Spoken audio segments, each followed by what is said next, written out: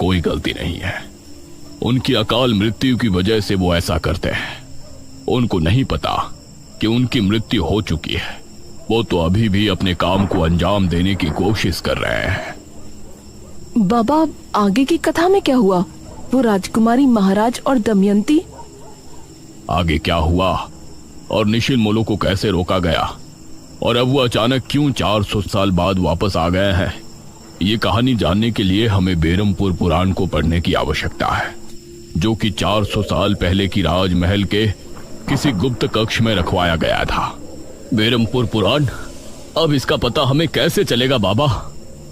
वो बेरमपुर पुराण राजमहल में कहाँ है, ये जानने के लिए मुझे एक अनुष्ठान करना पड़ेगा, जो कि मैं इसी किले में बैठकर करूंगा।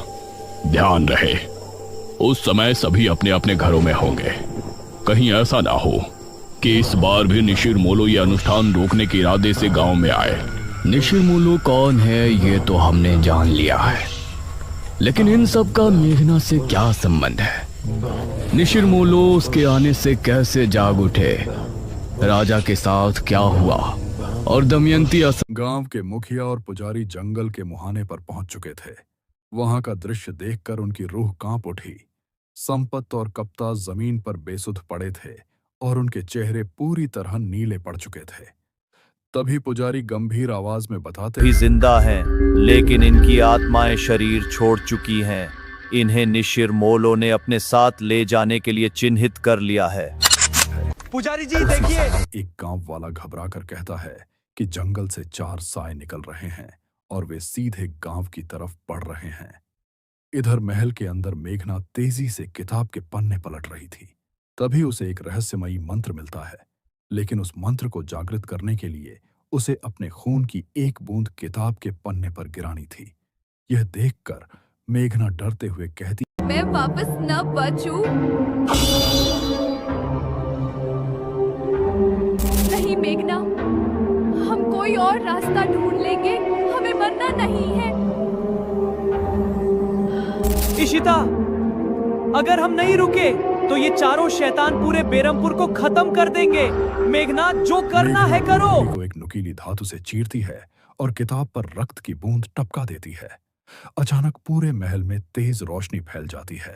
इसके बाद वह ओम नमः शिवाय मंत्र का उच्चारण करते हुए इस मिट्टी के रक्षकों से अभिषेक को वापस ले जाने की प्रार्थना करती है। उसी क्षण महल के अंदर एक तेज धमाका होता है।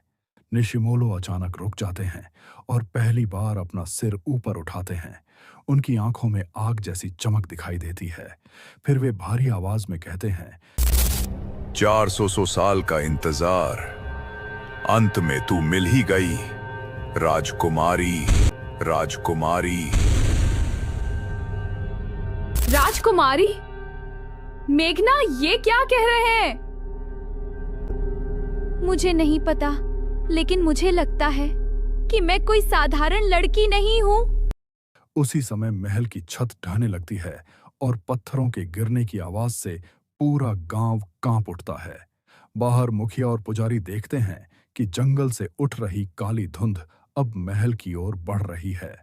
मुखिया लड़कियों को बचाने के लिए महल की तरफ बढ़ना चाहता है, लेकिन पुजारी उसे रोकते हुए कहते हैं कि वहां अब कोई इंसान नहीं बचा। वहां अब सिर्फ अतीत की परछाइयां मौजूद हैं। महल के अंदर निशिल मोलू धीरे धीरे ताबूत का ढक्कन खोलने लगते हैं। जैसे ही ताबूत खुलता है, उसके अंदर से एक रहस्यमयी रोशनी निकलती है जो पूरे महल को अपनी चपेट में ले लेती है। यह देखकर मेघना घबरा जाती है और पूछती है कि इस ताबूत के अंदर आखिर क्या है। तभी वह खुद समझ जाती है कि यह उसकी आखिरी सांसों का रहस्य है और अगर वह इस ताबूत को बंद नहीं कर पाई तो निशिर मोलो हमेशा के लिए आजाद हो जाएंगे। इसके बाद मेघना पूरी ताकत से ताबूत की ओर छलांग लगाती है और उसका ढक्कन बंद करने की कोशिश करती है, लेकिन निशिरमोलो की शक्तियां उसे रोक लेती हैं। तभी इशिता मेघना की तरफ हाथ बढ़ाकर उसे पकड़ने की कोशिश करती है और जल्दी करने के लिए चिल्लाती है। इशिता मेघना का हाथ खींचती है, लेकिन कोई अदृश्य शक्ति मेघना को वापस ताबूत की ओर खींच रही होती है। यह देखकर अनुज हिम्मत जुटाता है और एक जलती हुई मशाल निशिर मोलों की तरफ फेंक देता है। वह गुस्से में चिल्लाते हुए कहता है कि यह गांव उनका है और वे शैतानों को यहां कब्जा नहीं करने देंगे। मशाल के लगते ही निशिर मोलों के साए बिखरने लगते हैं, लेकिन वे पूरी तरह गायब नहीं होते। वे हवा में ही स्थिर हो जाते हैं। तभी मेघना इशिता से कहती है कि वह इस किताब को लेकर बाहर भाग जाए और उसे जला दे, क्योंकि अगर किताब जल गई तो अमृत का श्राप भी खत्म हो जाएगा। लेकिन इशिता रोते हुए कहती है कि वह मेघना को छोड़कर कहीं नहीं जाएगी। तभी मेघना खुद को मजबूत करते हुए इशिता और अनुज को धक्का देती है और उन्हें गुप्त द्वार की ओर बाहर निकाल देती है। जैसे ही दोनों बाहर निकलते हैं, महल का विशाल दरवाजा अपने आप बंद हो जाता है। बाहर खड़ी इशिता दर्द भरी चीख के साथ मेघना का नाम पुकारती रह जाती है। महल के बाहर मुखिया और गांव वाले उस जलते हुए महल को डर से देखते रहते हैं। अचानक तेज आंधी थम जाती है और चारों तरफ ऐसा सन्नाटा छा जाता है कि सांसों की आवाज भी सुनाई देने लगती है। तभी गांव वाले समझ जाते हैं कि मेघना ने सबको बचाने के लिए खुद को कुर्बान कर दिया है। पुजारी गहरी सांस लेते हुए कहते हैं कि निशिरलो अब फिर से सो चुके हैं और बीरमपुर अब सुरक्षित है।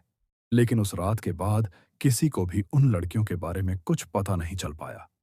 इशिता और अनुज गांव से गायब हो चुके थे और जहां कभी वह विशाल राजमहल था, वहां अब सिर्फ राख का एक ढेर बचा था।